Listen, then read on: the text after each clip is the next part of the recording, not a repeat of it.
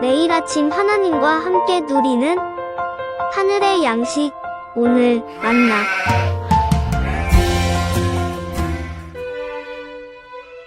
이에 솔로몬이 여호와의 언약궤를 다윗성 곧 시온에서 메어 올리고자 하여 이스라엘 장로와 모든 지파의 우두머리 곧 이스라엘 자손의 족장들을 예루살렘에 있는 자기에게로 소집하니 이스라엘 모든 사람이 다 에다님월 곧 7째 달 절기에 솔로몬 왕에게 모이고 이스라엘 장로들이 다 이름에 제사장들이 궤를 매니라. 여호와의 궤와 회막과 성막 안의 모든 거룩한 기구들을 메고 올라가되 제사장과 레위 사람이 그것들을 메고 올라가매 솔로몬 왕과 그 앞에 모인 이스라엘 회중이 그와 함께 그 궤 앞에 있어 양과 소로 제사를 지냈으니 그 수가 많아 기록할 수도 없고 셀 수도 없었더라. 제사장들이 여호와의 언약궤를 자기의 처소로 메어드렸으니 곧 성전의 내소인 지성소 그룹들의 날개 아래라. 그룹들이 그 궤 처소 위에서 날개를 펴서 궤와 그 채를 덮었는데 채가 길므로 채 끝이 내소 앞 성소에서 보이나 밖에서는 보이지 아니하며 그 채는 오늘까지 그곳에 있으며 그 궤 안에는 두 돌판 외에 아무것도 없으니 이것은 이스라엘 자손이 애굽 땅에서 나온 후 여호와께서 저희와 언약을 맺으실 때 모세가 호렙에서 그 안에 넣은 것이더라. 제사장이 성소에서 나올 때 구름이 여호와의 성전에 가득하매 제사장이 그 구름으로 말미암아 능히 서서 섬기지 못하였으니 이는 여호와의 영광이 여호와의 성전에 가득함이었더라. 솔로몬은 약 7년에 걸쳐 하나님의 성전을 완성하였습니다. 그리고 새롭게 만든 성전의 각종 기구들 뿐만 아니라 그에 붙인 다윗이 미리 하나님께 드렸던 은과 금과 기구들을 새로 지은 성전 곳간에 보관하였던 것이죠. 솔로몬은 이 성전을 하나님이 거하시는 임재의 상징으로 여겼습니다. 백성들이 이 성전을 통해 하나님께 나아가며 하나님을 섬기는 일에 부족함이 없도록 최선을 다해 준비했던 것이죠. 그리고 여호와의 언약궤를 새로 완성되었던 그 성전에 모셔오는 일을 거국적으로 진행하고 있습니다. 오늘 본문은 여호와의 언약궤를 성전으로 옮기는 것에 대해 말씀하고 있는 것이죠. 먼저 1절 말씀을 보면 솔로몬은 여호와의 언약궤를 다윗성 곧 시온에서 메어 올리기 위해 이스라엘 장로와 모든 지파의 족장들을 소집합니다. 그리고 3절 이하에 여호와의 궤와 성막 안의 모든 거룩한 기구들을 제사장과 레위 사람들이 메고 올라오게 되는 것이죠. 제사장들이 메었던 이 언약궤는 모세 때에 만들어진 이동식 궤였으나 이제는 이동하지 않고 솔로몬의 성전에 안착되어 하나님께서 정하신 한 장소 곧 예루살렘에 정착하게 되었던 것을 볼 수 있습니다. 또 5절 말씀을 보면 솔로몬을 비롯하여 온 백성들은 이날에 여호와의 언약궤 앞에서 양과 소로 제사를 드렸는데 그 수가 많아서 기록할 수도 없었고 셀 수도 없었다라고 말씀하고 있죠. 이것은 솔로몬 당시 하나님을 향한 백성들의 마음이 얼마나 크고 또 감격적이었는지를 보여주고 있는 말씀입니다. 또 10절과 11절 말씀을 보면 구름이 여호와의 성전에 가득하였는데 이는 여호와의 영광이 여호와의 성전에 가득하였음을 보여주는 말씀이라는 것이죠.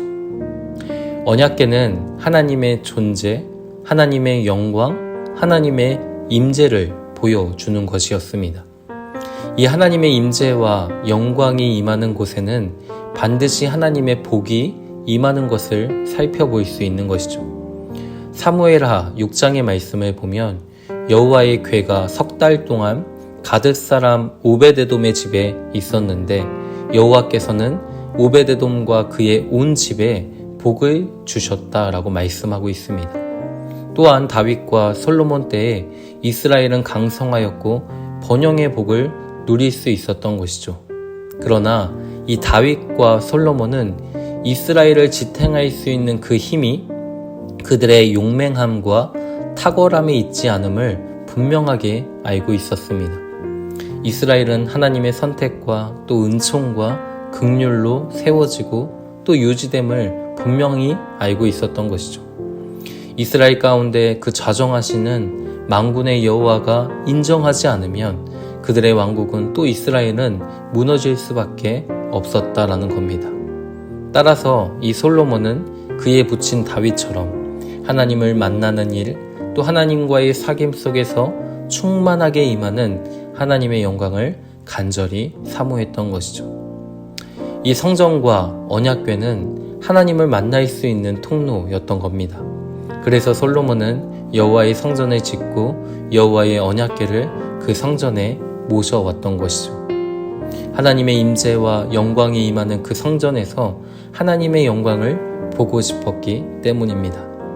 이스라엘 온 백성들이 그 성전에 나아와 하나님의 영광을 보게 되기를 간절히 소망했기 때문이죠.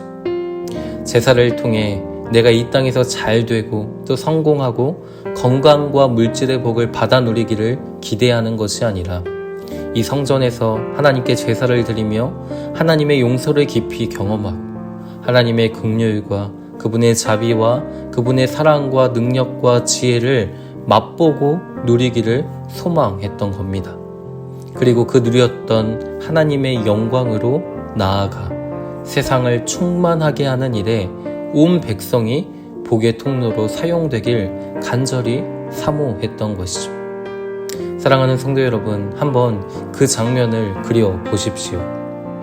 하나님의 성전이 완성되었고 하나님의 언약궤가 그 성전에 안치되었을 때 그 성전에 여호와의 영광이 가득 임하였고 백성들은 그 영광을 기뻐하고 즐거워하며 즐거이 하나님께 그 영광을 돌리고 있는 모습을 한번 그려 보십시오.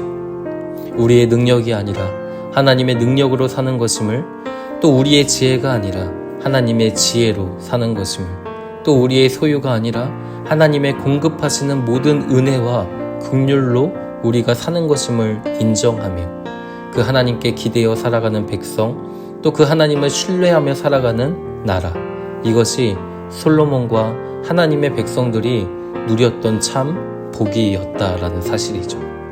물론 시간이 지나며 이 언약궤도 성전도 회파되고 사라졌지만 하나님은 참 성전이신 예수 그리스도를 통하여 여전히 우리를 하나님과의 교제와 사귐으로 초청하시고 그 사람이 흉내낼 수 없는, 또 세상이 줄 수 없는 그 아름다운 영광을 누리고 또 즐거워하도록 역사하신다라는 사실이죠. 그렇다면 오늘 우리가 정말 사모하고 또 기대해야 하는 것이 있다면 그것이 무엇이겠습니까? 그것이 하나님의 영광이 아니겠습니까? 하나님의 영광은 하나님 자신입니다.